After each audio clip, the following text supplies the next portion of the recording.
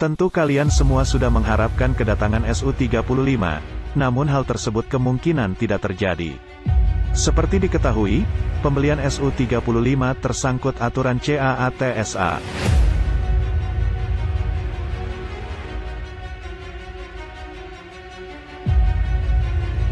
CAATSA adalah larangan oleh Amerika untuk negara lain membeli alutsista strategis dari beberapa negara menggunakan dolar.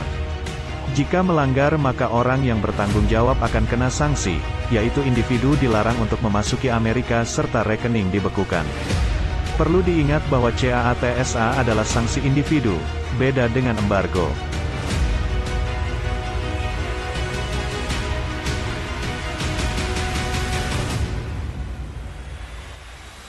Lalu, solusinya bagaimana?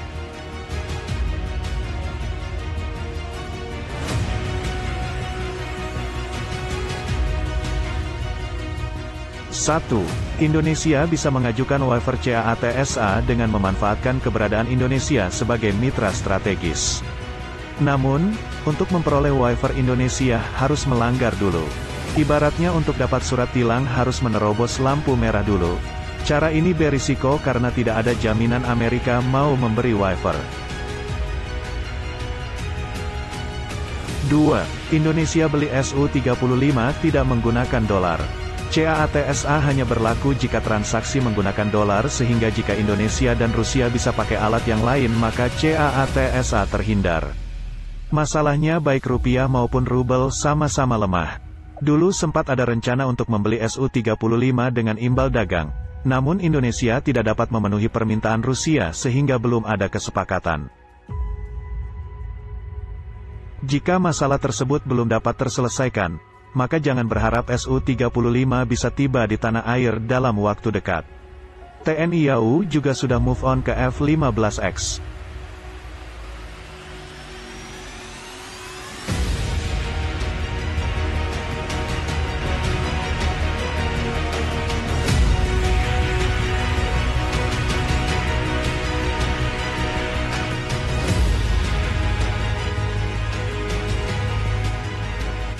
Pada tahun lalu, Amerika Serikat dikabarkan menekan Indonesia agar membatalkan kesepakatan untuk membeli jet tempur buatan Rusia dan kapal laut dari China.